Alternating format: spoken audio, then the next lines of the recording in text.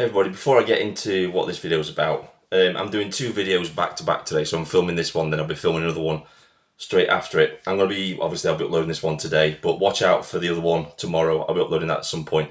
Not going to tell you what it's about because I don't want to reveal too much yet, but it's something that's important to all of us, and it's something that we all need to understand about what's going on in the world right now. So, like many other people, I watched the Rape of Britain episode 4 yesterday. Sadly, I couldn't be at Telford with Tom Robinson and everybody else. I had to work, so I wasn't. I hope that at some point I will be able to make it to one of these rallies and go and see it live and go and meet some of the people that are involved in all of this. That would be great. But my thoughts, well, after watching the confessions and what the survivors of these terrible events were saying in Telford, I know a lot of people are heartbroken. I felt that too, but I've got to be honest, my main emotion watching that yesterday was anger. Anger at the total lack of help for these girls in Telford. And I just can't believe in this day and age that this was allowed to carry on.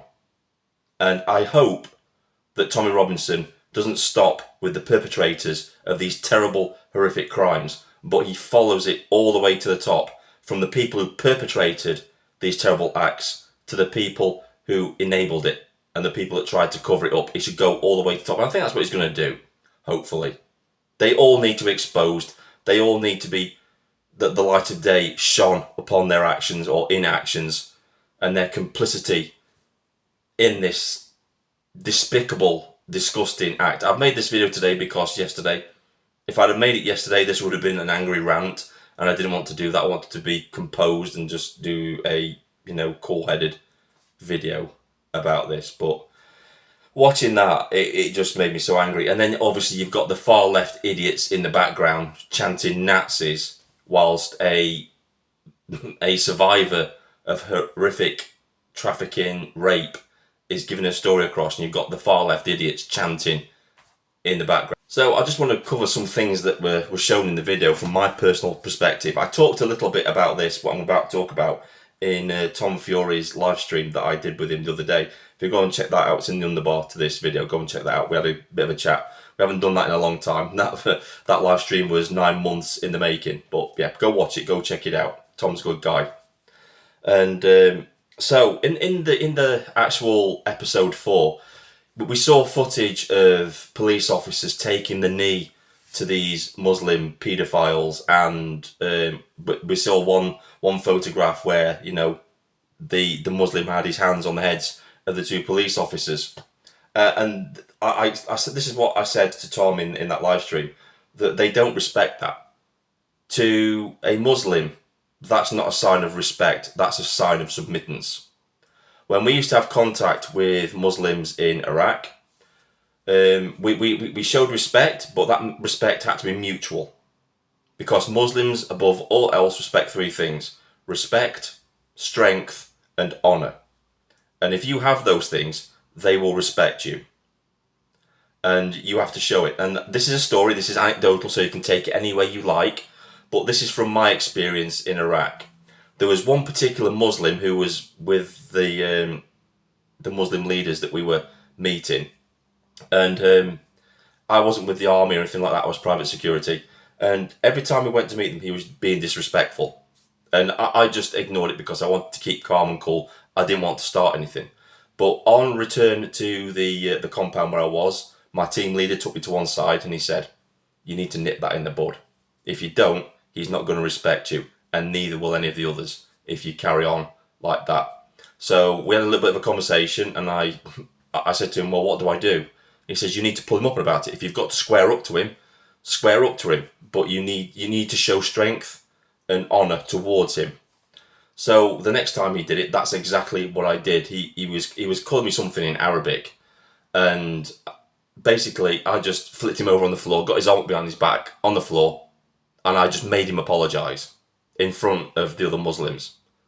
And I led him up, he apologised, and from that point on, we had mutual respect. That's how you deal with Muslims. That's their culture.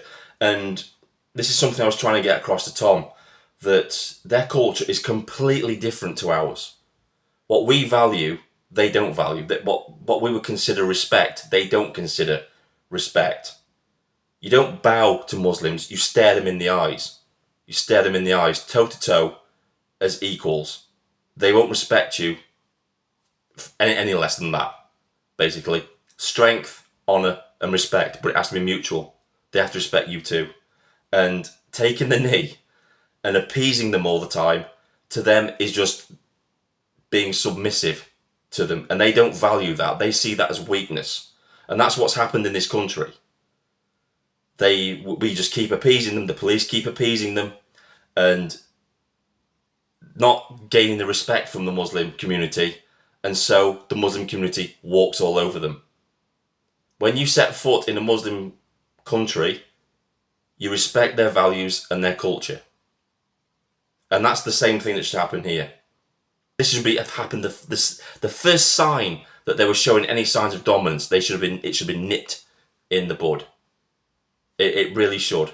It should have, you're in our country, you follow our rules, or you leave. It's as simple as that. In Muslim countries, they won't accommodate your beliefs. They'll tolerate you as long as your beliefs don't interfere with anything that they're doing. But the minute you try and force your beliefs onto them, that's when they have an issue with you. And that's the exact point we should have an issue with them. But it hasn't happened.